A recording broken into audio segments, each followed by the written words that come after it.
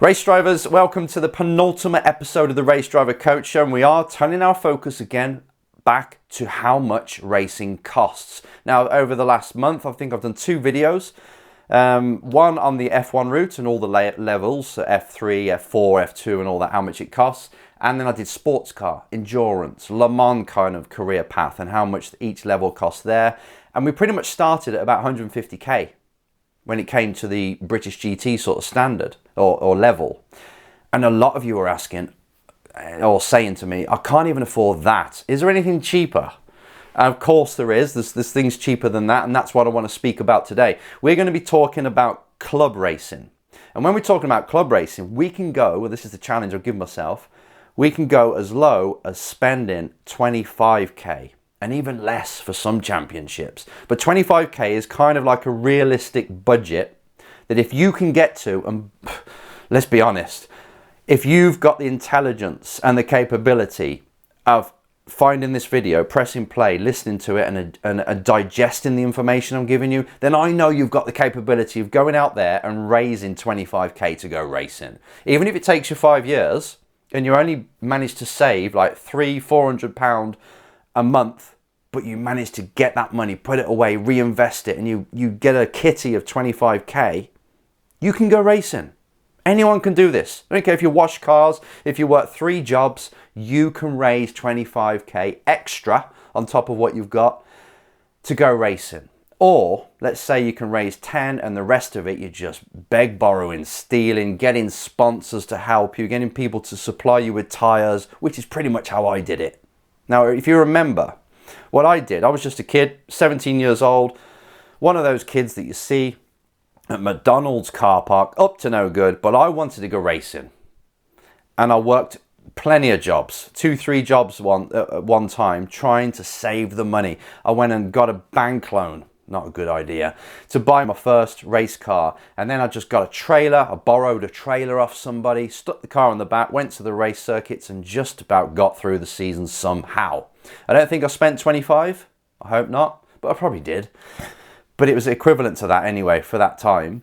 And I managed to get lots of sponsors on the car, just little ones, local companies, with my wage, with kind of like just hoping to not crash, which I didn't luckily. And then I sold the car at the end for profit. So it works. You can eke your way through. And the way I want to talk about doing this is really based in the UK.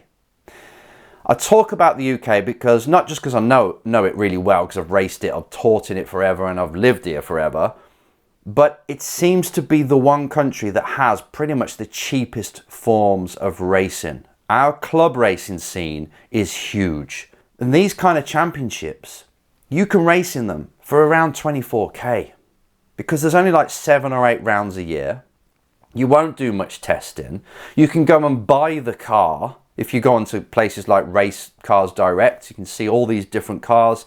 You can go scroll down, you can search, and there's race cars on there, and you can go that route, or you can do the arrive and drive thing where you actually contact the championship of these championships, the cheap ones, and you ask the championship coordinator, who are the teams that I can talk to that could run me? Then you contact the teams and you ask them what it will cost for them to run you, and you get kind of, that's it, that's where the conversation starts. But most of them, a bit of a rule of thumb here, most of them seem to cost around about 3,000 per weekend, which sounds a lot, but if you're only doing 8 weekends, with a little bit extra on top for your hotels and things that you need, and maybe some crash damage or insurance for the car, you can do it under 24k. And that's what we're talking about here. And there's more championships than the ones I've just mentioned. There's loads of them. And again, if you go to the websites that I've got, actually in the link in the description, I've put loads of different links in there to help you, from the race kit that you need to go racing if you're a beginner, to getting your license in the first place, your race license. There's some in there, and just lists of championships. There's 3 websites there. You can just scroll down and look at all the different championships, and they're all there in the contact. So really, there's nothing stopping you going racing if you want to race in the UK. Now, certain countries like Germany, New Zealand, Australia to a certain extent, and even parts of America, they also, and Scandinavia, they also offer cost-effective club racing. even France, I think. So if you live in different countries and you think, I don't live in the UK, you know, what have I got? I would see if you could find club championships, first of all, in your country. And if not, you're just going to have to do what you can to, and you really need to race. It's something that you've got a burning desire to do. Then just go to one of these places. Come to UK, get a student visa or a work visa, or just actually, you know, pop in to race and then go back home. Do whatever you can to get to one of these countries if it means enough to you and you want to create a career. Now, obviously, again, because I'm talking about England, it's easier in this country because I'd say there's over 15 different race circuits in such a confined area. We're only a small country, yet there's over 15 circuits. So you're tripping over a circuit every hour that you drive, it seems like. So the infrastructure's there. And because it's a mature industry in this country, there's so many people that are offering you to run your car, that can help manufacture parts, can help access parts if it's an old car, and can source them. So it's just a hub for motorsport, and it's thriving. The circuits are full. Test days are busy. The race championships, the club championships are busy. Some of them have got like 60 cars. They have to have heats and a final. No, MX5 was like that. There had 2 races and then you got the final. So it's buzzing. So if you're thinking that I can't go racing because it costs too much, I know that's just an excuse. There's different ways you can do this. You can, like I said, approach a team, find out the teams in a championship, approach them and ask them just how much it costs for you to come along, use their car. It's called Arrive and Drive, which again, if you go onto Race Cars Direct, there's Arrive and Drive offers there. There's loads of them. And you just click on them and talk to the actual teams. And you can see like there's an MX5 one there, and you just basically see how much it costs and then away you go. And that's pretty much low maintenance, right? They take care of it. They get the car there. They prepare it. There's a mechanic there with you all the time, and you just race. They take care of all of it. They put the fuel in, the whole lot. Apart from crash damage and things like this and your hotels, everything like that is on top. But it's easy. It's efficient. Or you go it alone, which is what I did in my first year, right? You buy the car. You get a trailer. You get a mate to help you do the spanners on it, or you employ a mechanic to have a look at it now and then, or even bring them to the races. So you charge, you pay them what, $150 a day to be there and help prep the car for you if you're not very mechanically minded, and you just compete and you just eke your way through that way. This is going to be actually cheaper than 24K if you do it correctly. And then the interesting thing with this route is if you're racing like an MX5 and you buy the car, you've got the physical asset of the car, and you either run it yourself or you take it to a team to run it for you. That's cheaper than just Arrive and Drive because they're using your equipment. They just offer probably 2/3 of the cost. They don't charge you car hire because it's your car. If you're doing that route, you can use that vehicle, literally that car, as a vehicle to entertain sponsors. So if part of your sponsorship package is a track day in the race car that they are actually sponsoring, so they can actually get to drive it, maybe with you in the passenger side, instructing them around a circuit on a track day, brilliant. They can bring clients and have a go, and you can just put your own day on. And at the end of the year, if the car is still in one piece, you can sell the car and get pretty much your money back because they don't depreciate that much, most race cars. You might lose a bit, but if you've had big success, you might make a bit, which is what I did with my Formula Ford. I sold it for about $1,000 more than I bought it, even though I spent more than that doing it up. But still, you get your money back from it at the end of the year.